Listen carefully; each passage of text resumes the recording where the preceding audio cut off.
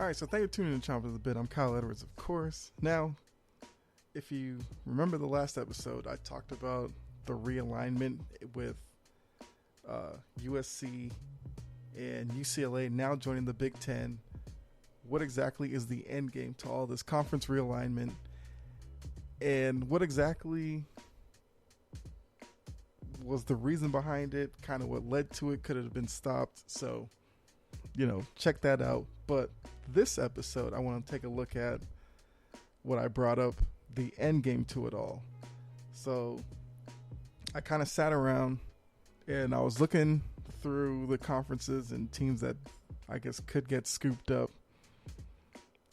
All the talk about, Notre Dame, these conferences want them to join. But then if that happens, what other shoe drops? Do these super conferences go to 24 teams? And if they do, what does that look like? But then if you get there with the Big Ten and the SEC, what about Big 12, ACC, Pac-12? What do they do? Now, some people have been bringing up one of those conferences maybe dissolving into the other two. But I guess I'll speak on why I don't see that happening, or at least why it shouldn't happen. But then again, I took the approach that may not be the most logical, but when we're talking about college sports, there really is no logical way to explain any of it. So what I've come up with may be what ends up happening. And I could be completely off, and we're heading down the road to even more chaos than we've already seen. So with that, go ahead, jump into this, and by the end of the episode, of course, you have to let me know if my plan makes any sense. So I started with the Big Ten. So as we know right now, the Big Ten, you have Michigan, Michigan State, Ohio State, Penn State, Maryland, Rutgers, Indiana, Iowa, Wisconsin, Minnesota, Purdue, Illinois, Nebraska, Northwestern. That's the Big Ten as it is today. But we now know USC, UCLA are, through the expansion, they'll be joining. So that's two more teams. So with my plan, I went to 24 teams, which means at that point, the Big Ten would have to add 8 more teams. Sounds like a lot, but I think for me, the easiest way to do it would be with USC and UCLA now coming in.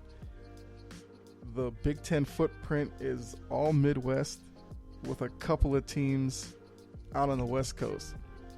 So my guess is with USC, UCLA gone from the Pac-12, the Pac-12 is pretty weak at that point. So the Big Ten then takes more big name schools from the Pac-12. So I'm looking at Oregon, Washington, Utah.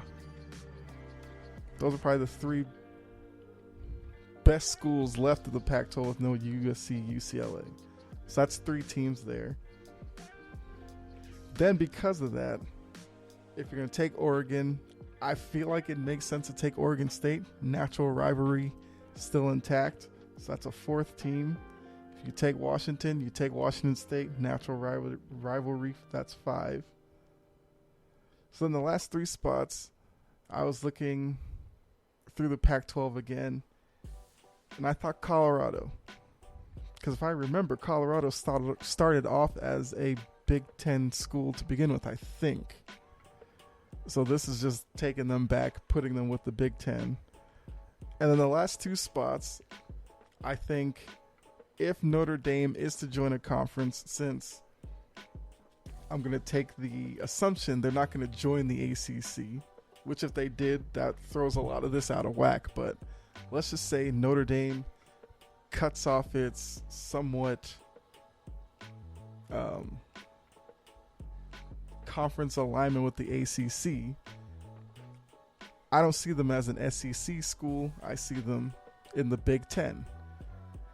So then you take Notre Dame, and then the last spot, I feel like Cincinnati would have to get scooped up in all this because Cincinnati has been really good. And I feel like because of that, they should be on one of these super conferences radar. And once again, Cincinnati is a Big Ten team to me. So that would be the 24 teams. Division-wise, Big Ten could figure that out. I would guess they would probably go to 4, 6 school divisions maybe.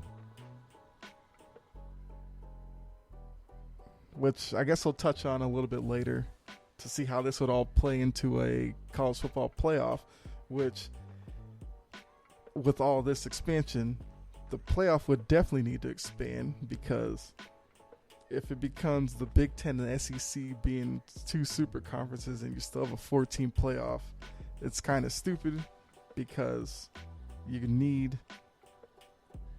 to give other schools hope of a path to a playoff. Otherwise, I feel like the sport's going to completely cave in on itself.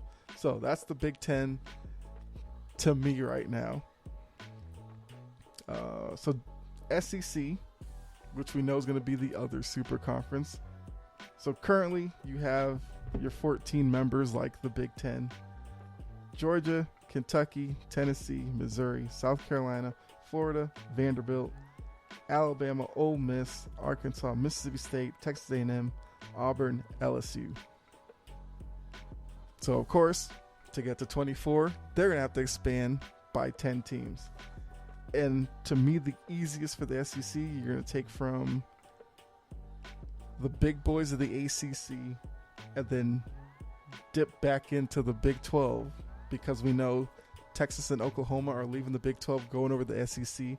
So that's 2 of the 10 from expansion right there. So 8 more teams. And I kind of feel like this is an easy one. You go Clemson, Florida State, Louisville, Miami. You take the 2 Virginia teams, so Tech and Virginia from the ACC. And then take Baylor, Oklahoma State. Seems like a no-brainer because you're gaining the football power of Clemson, which clearly SEC, that's what they would want. Miami is, historically one of those great football powers that's kind of dipped, but I think they could be back on the rise. Florida State, kind of the same. Virginia Tech and Virginia, probably more known for their basketball programs, but they have sneaky, decent football. I mean, Virginia Tech football, we know. Frank Beamer and all that. They haven't been on that level in a while, but I think for these purposes, the SEC doesn't have a team in Virginia. And if you're going to take Virginia, for the same reasons with Washington State to the Big Ten, you do the same thing with these. So Virginia Tech, Virginia coming over, natural rivalry.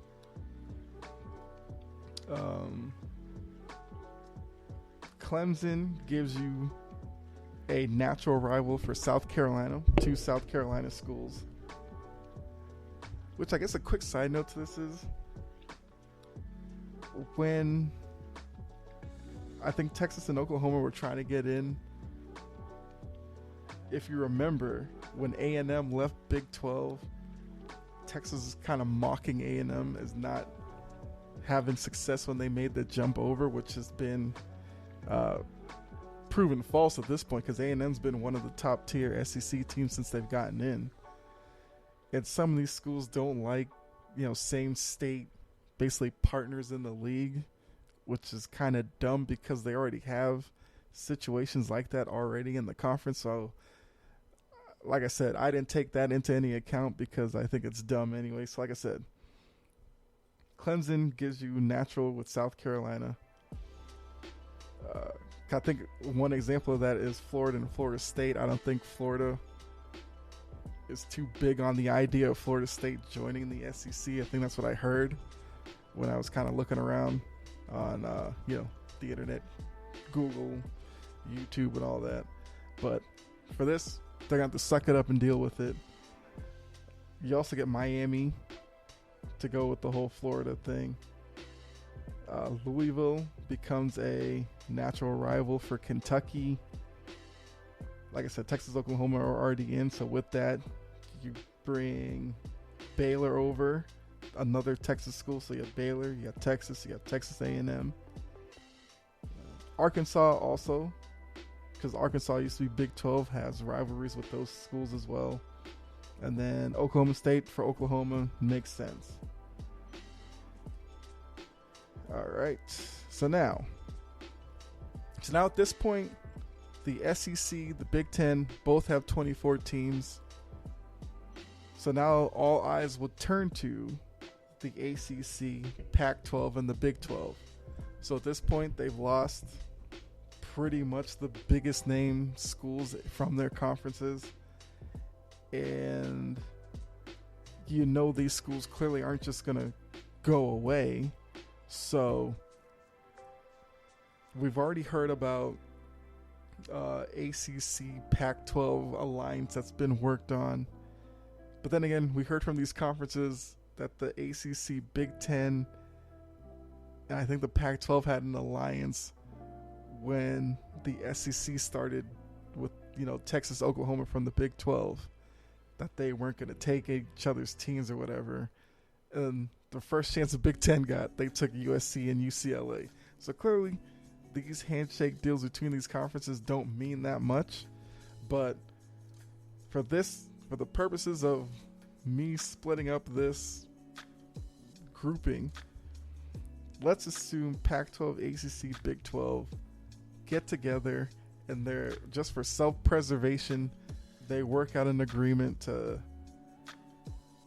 not necessarily, take the three conferences and become one, because if you do that, that then takes 2 seats away from the table in terms of,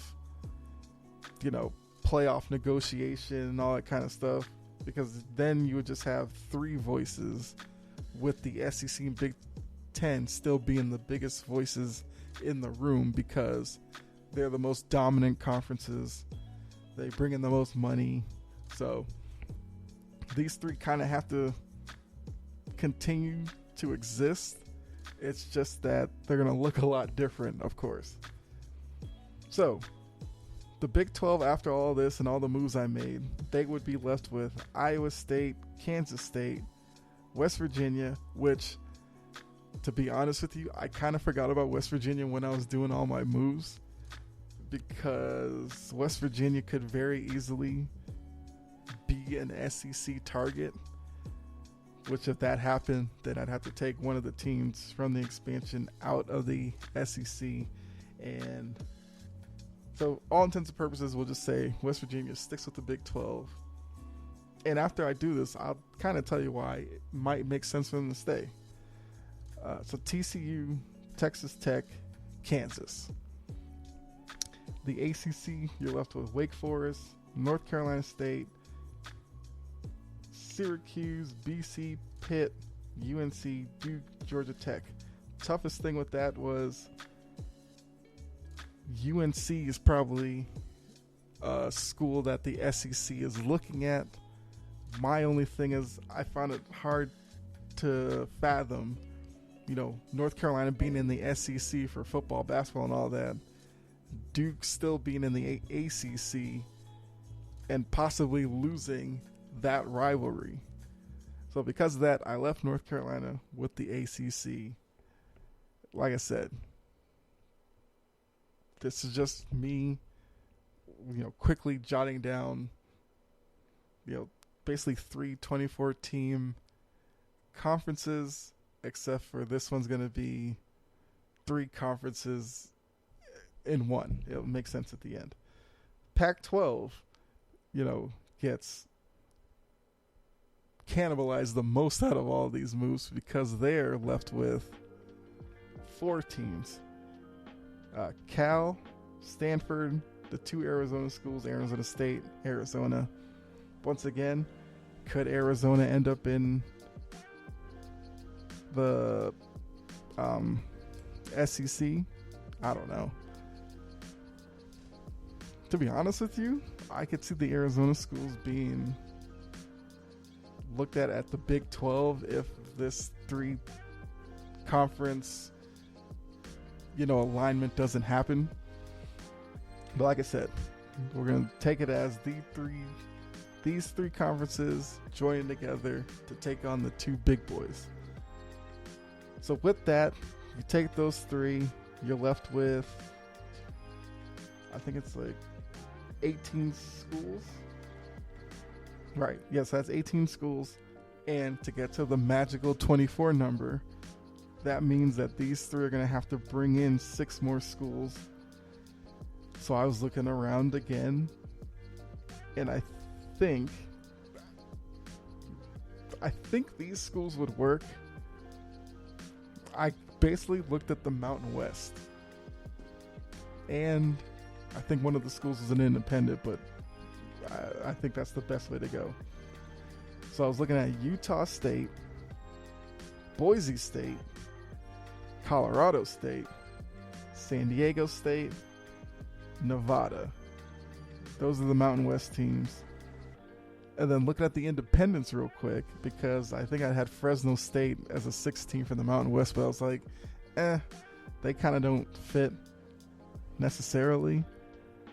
And I didn't want to leave out any big name independents because, of course, we all know about Notre Dame, but there's other independent schools like, I think like Liberty, UMass, I think is Louisiana or Louisiana Monroe, one of those, like it's already said Liberty. But then there was one name that stuck out to me, BYU. I think BYU's a big enough program. They're decent in football, and they have a pretty good basketball program. They should be included in this. So I brought them in to get to the 24 between the 3. Now, of course, you'd have to split them up evenly among the 3 conferences to get to basically 3 8-team conferences. And so the ACC, you'd basically keep them all together because that's already 8 there. Big 12 would need 2 more, so you could throw in, which these teams seems like San Diego State goes there, and Nevada, I don't know. Then the Pac-12, Utah State, Boise State, Colorado State, BYU. Yeah, I don't know. Either way, that's the 24 for there. So now you're left with 320. Well, I guess, okay, so then how this would work, I guess the 3 conferences play. You'd end up with 3 champions. So to get a conference championship, you need 2. That's the tricky part with it being 3 conferences. So there's 2 ways to resolve that, of course. I guess you take the 3 conference champions, and then based off of like AP ranking, whichever 2 schools have the best rankings, they would go on to the conference title game.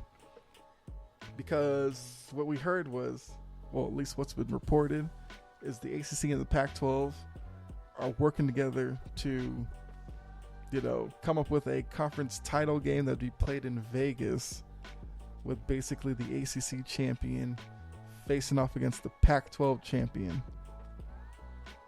So I think you can keep the same agreement with Vegas, but now you throw in Big 12. And yeah, you just take the 2 highest ranked out of the 3 and you throw them in there.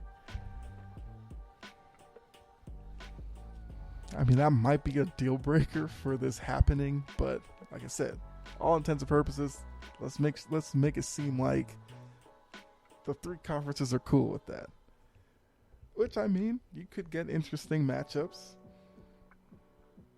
I'm pretty sure North Carolina would probably be picked to win the ACC every year. But you have formidable programs. Pitt can have a good year. We'll have to see with BC because, Halfley, the guy who they got from Ohio State, it's only been a couple of years, but he seems to be recruiting pretty well. So maybe they become players in all of this.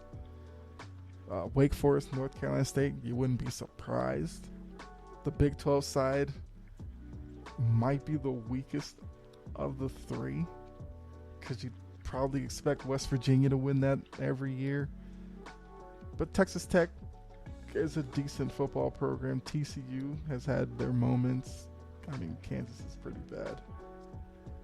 So, if that is what happens, I think it's workable.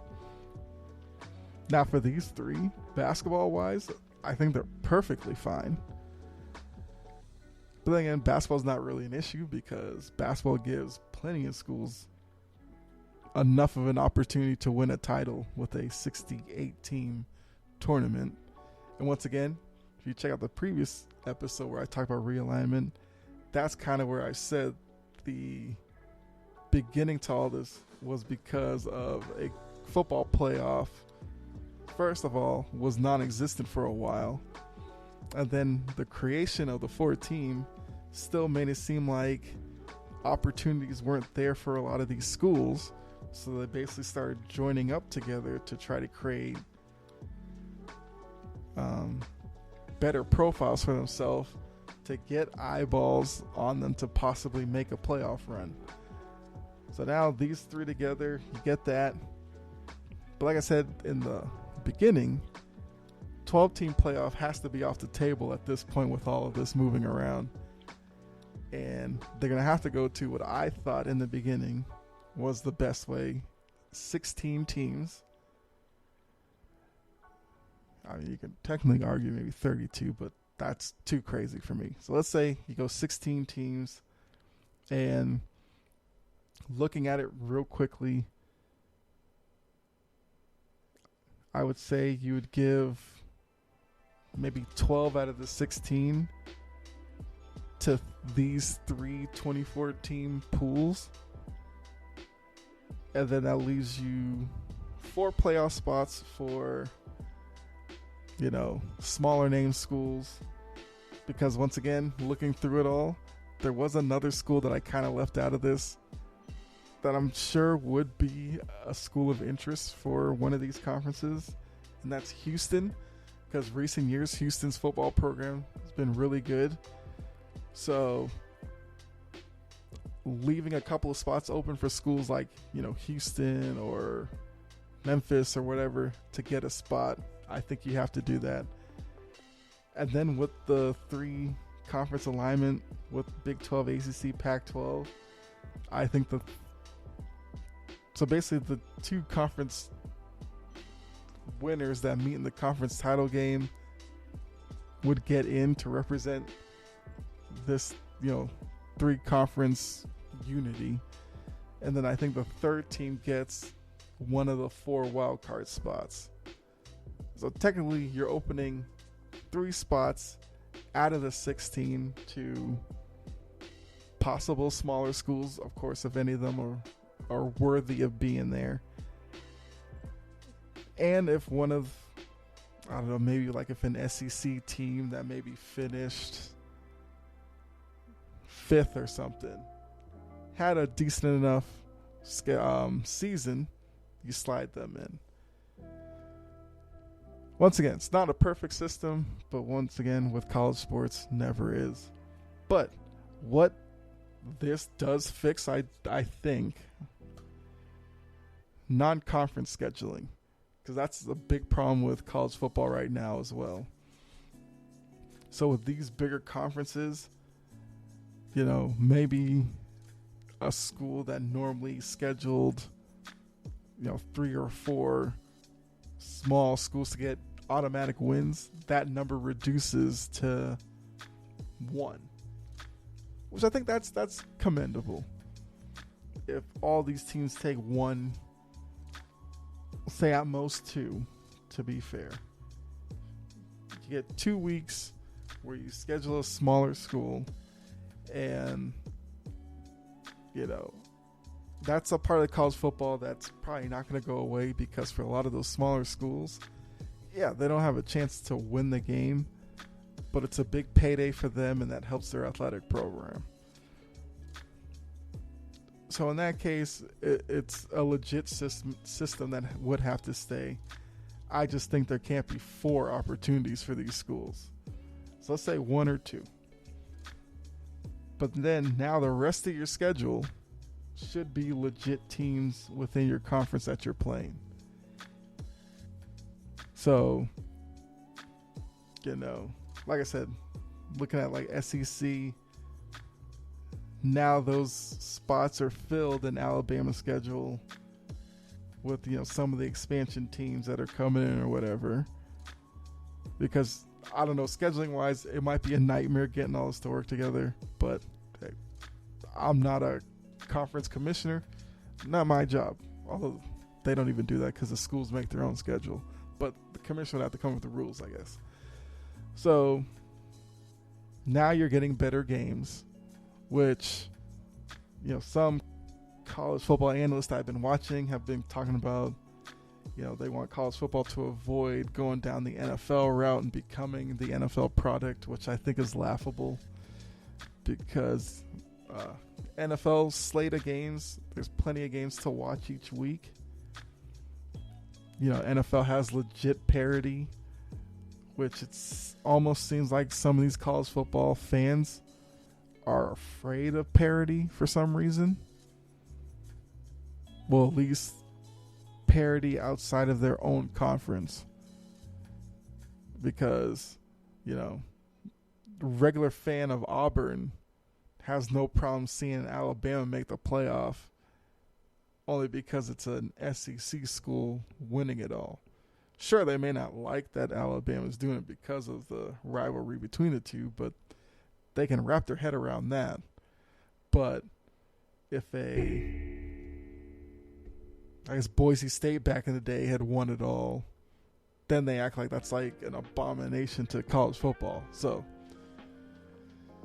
I'm sure, this plan probably would be hated if it was presented, to the college football public. But if this is where all this realignment ends up, sure, it still, would stink, because fans would basically miss out somewhere. And to think all this could have been avoided, once again, a legit playoff back in the day, which if it was 12 back then, at this point maybe they could be looking at moving to 16, but you'd feel better about it. And that means, Big East football would still be around. The Pac-12 would be legitimate. Big 12 would be doing its thing. Big 10, 8, SEC, they'd be all in their bubble, not seeing the need to go poach from other conferences just to pump themselves up, not caring about fan bases of those teams. Because, quick example, so let's say the Big Ten does nothing else right now. USC and UCLA are the only teams to go in right now. So some Saturday, say Purdue plays USC. How many Purdue fans would make the trip out to LA to go watch them play USC? Probably not a lot of them. And you're dealing with a time difference there as well. But, Big Ten's not worried about that. They're just looking at it as they're adding 2 big, products in USC, UCLA to their brand, which is only going to make their brand look better. So, and then I guess the very last thing I'll say about this, the report about ESPN supposedly trying to get out of the TV deal with the ACC because I guess they see the writing on the wall with teams like Clemson, Florida State looking to get out possibly, which would then void the TV contract. which wasn't exactly a great contract to begin with, because that's also a part of this. The SEC and the Big Ten have much better, TV deals than the ACC does. So now you'd have to, I guess the ACC would have to renegotiate it with the alliance with the Pac-12 and the Big 12. Would that be attractive to ESPN? That's probably the first question you'd have to ask in all this, because if it's no, then none of this would probably happen. It also hurts when I talk about, ACC, Big 12 and them wouldn't want to get relegated to some streaming service for a TV deal. Isn't that where we're kind of heading in the future anyway? So maybe they'd be ahead of the curve. Only thing would be they'd probably get a crappy deal out of that now, because that's not the main thing right now. But let's say these three conferences got an ESPN deal where it's mainly ESPN Plus. I mean, for ESPN, wouldn't that kind of drive up ESPN Plus subscription? Maybe that's where it's going, and maybe that's a win-win all in all when you think about it. But so that's a whole aspect of it that we'd have to monitor, whether ESPN does void the TV deal, and then what does that do for these schools? Which, if that gets voided, trust me, it's going to be an exodus with Clemson and all of them. They'll jump probably the day after. But yeah, so that was a lot. I think that's as good a point as any to stop and kind of clear our heads a little bit. But so yeah, so there you go. That's just my quick idea of where this realignment could end up. So of course, let me know if you agree, and if you do, let me know. You can let me know down in the comments, or if you follow me on Twitter at Chompin Podcast, which wherever you're listening to this, there should be a link to that Twitter profile down in the description. Click on that, follow me there. You let me know what you think about this